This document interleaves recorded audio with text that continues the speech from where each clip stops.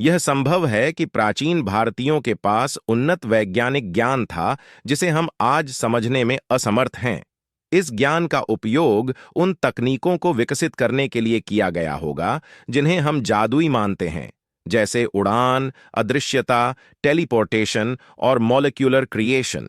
इसकी एक संभावित व्याख्या यह है कि प्राचीन भारतीयों को प्राकृतिक दुनिया की आज की तुलना में अधिक गहरी समझ थी।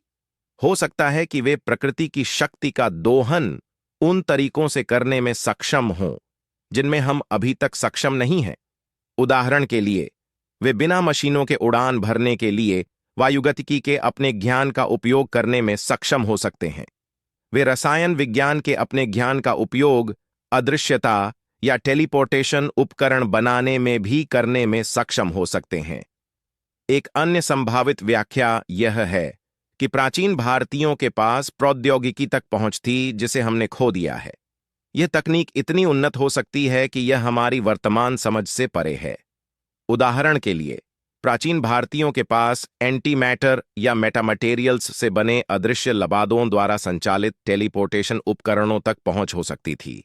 यह भी संभव है कि प्राचीन भारतीयों को मानव मस्तिष्क की आज की तुलना में अधिक गहरी समझ थी।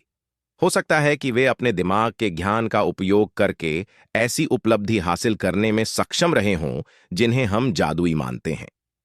उदाहरण के लिए, वे अपने शरीर को नियंत्रित करने के लिए अपने दिमाग का उपयोग उन तरीकों से करने में सक्षम हो सकते हैं जो उन्हें उड़ने या अदृश्य होने की अनुमति देते हैं।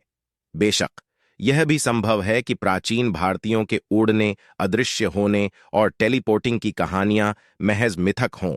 हालांकि यह भी संभव है कि ये कहानियां वास्तविक घटनाओं पर आधारित हों, लेकिन इन उपलब्धियों को हासिल करने के लिए इस्तेमाल की जाने वाली तकनीकें आज हमसे खो गई हैं।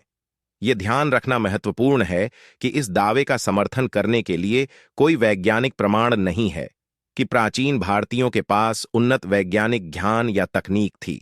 हालांकि ऐसी कई कहानियां और किंवदंतियां हैं जिन्हें हम जादुई मानते हैं। ये वास्तविक घटनाओं पर भी आधारित हो सकती है जिन्हें हम आज समझ नहीं पा रहे हैं। अंततः यह निर्णय करना प्रत्येक व्यक्ति पर निर्भर है कि वे मानते हैं या नहीं कि प्राचीन भारतीयों के पास उन्नत वैज्ञानिक ज्ञान या तकनीक थी।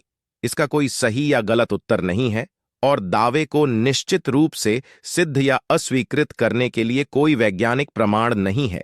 अगर आप इसके ऊपर और डिटेल में जानना चाहते हैं तो चैनल को सब्सक्राइब करें और कमेंट्स में बताएं।